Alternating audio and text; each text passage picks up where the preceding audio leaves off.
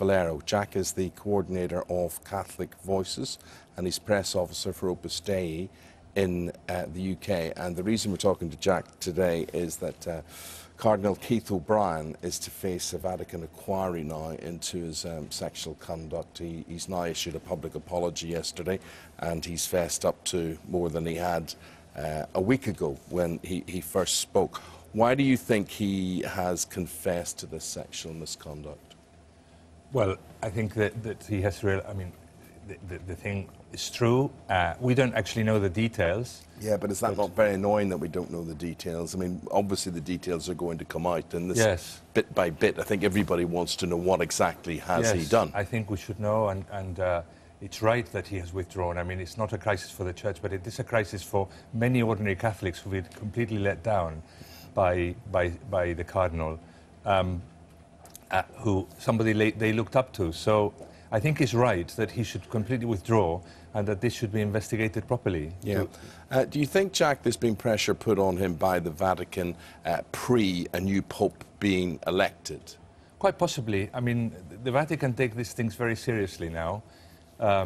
Anything to do with, wrongdoing, sexual abuse, whatever, they take it very seriously. So when the allegations were made by the priests and the ex-priests, they were taken very seriously, and so they were investigated. And it's right that this has been done quickly. So good that he's withdrawn, and maybe we will look forward to finding out exactly what went on. O'Brien's a very popular man. There will be a Vatican inquiry. What really can that do? I mean, recently he's spoken about how he believes that priests should be allowed to marry, for instance, and we don't know what his indiscretions were or who they were with outside these accusations that are supposed to be put forward by a number of priests. Yes, he spoke about that, and obviously celibacy is a commitment that he made and then he broke, and that all priests make. And it's challenging, but it's challenging in the way that being faithful to your spouse is challenging.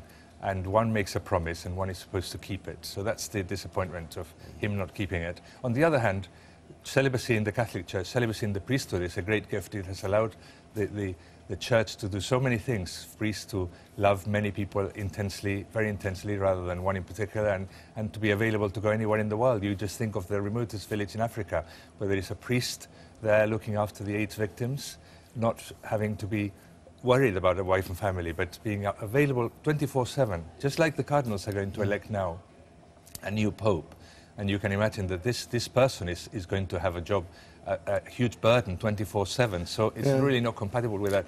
Very interesting, Jack. Beside you there you have the child of a priest, a Church of England priest, we should actually point out.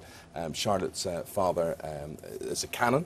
Yes. And so would you, I mean, how alien do you find the whole concept of priests not being able to have that physical intimacy?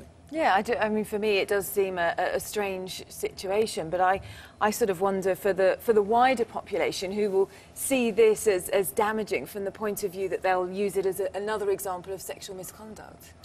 Yes, of course, and people are weak, and we have a lot of sexual misconduct in the world. But so yes, there's been a failure here. That doesn't take away from the fact that when it works, the celibacy of priests who are holy, some like John Paul II, the holiness of many priests is reinforced by this, being able to love many people. And Jack, you think that should continue then? I think it should continue. I think it's a great gift to the Church that this exists, but it's obviously not a dogma, so it can be discussed. I think it's a good thing for the Church that priests are celibate and are able to give themselves completely to the people they serve. Okay. Jack Valero, very interesting hearing your views. Thank you very much indeed. Jack Valero is the press officer for Opus Dei in the UK. Thank you. Jackie, after the break. Yeah.